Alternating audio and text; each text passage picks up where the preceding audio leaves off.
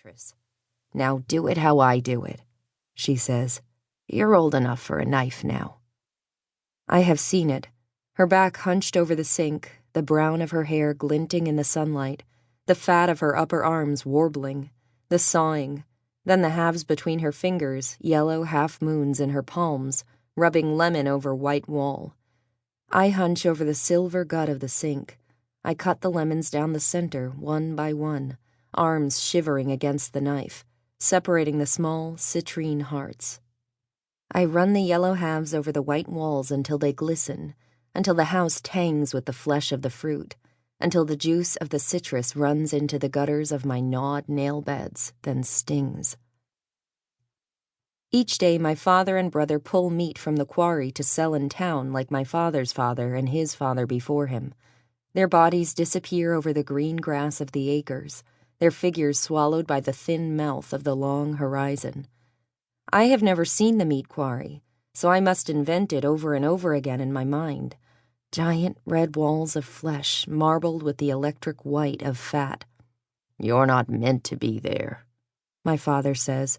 "Some things a woman should not see." Has my mother seen it? I do not know. "Does the meat glisten and glitter?" "Enough. You keep far from there," my father says. "It's not safe." He drinks his liquor after dinner, eyes going red. My mother's fury hangs at the edge of the table, growing with each sip he takes. "Haven't you had enough?" she asks. "What does the quarry smell like?" I ask. "Enough again," he says sharply. "Both of you. Drop it." My mother sits next to me on wicker porch furniture. We have finished our cleaning for the day. Now it is magazine time. My mother's magazines are bright portals to new worlds. Women wear fantastic clothing, their faces dazzling up from the pages. My mother reads me the new tips. "This season, women need whiter teeth." I look at her teeth. They're yellowing from years of smoke. "Another trend is plastic fingernails. Now would you look at these?" On the page in her lap, a pair of slender hands holds a glass of soda with a straw.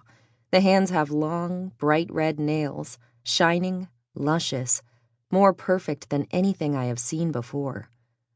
I look at her hands, their nails, which are short, unpainted, best for working lemon against wall. The sun begins its fat drop into the horizon. A thin sadness leaks from my heart for her. "One day, we'll have white teeth and red nails too," I say. Then I invent us like that in my mind, our teeth gleaming, our nails red. I picture us beautiful, unknotted. Later, in my bedroom, I shed my clothes and take inventory of my body in the long mirror. I am thin at the arms and legs, wiry brown hair down to my shoulders. My eyes are brown, flat. My jaw is large, my ears too big. My breasts are small, and there is a bit of flatness before it begins. Just below my ribs, the skin changes. My knot is strained and stretch-marked, shining and hard. I used to gasp when I saw it, but now it is my familiar. I have seen my mother's, too, when she is changing through the crack in the door. Her breasts sag over her knot. We are different in that way. The cool air pushes in through the window and runs over that secret skin. A relief in that touch.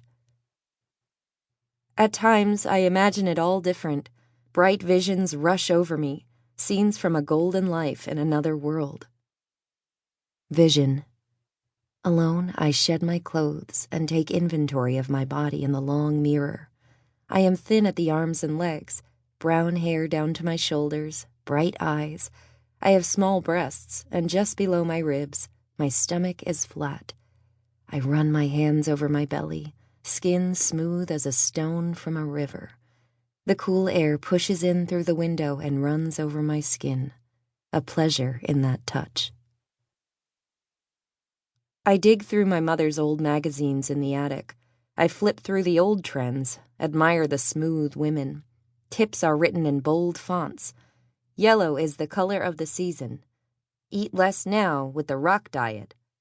New nails, new teeth, new life.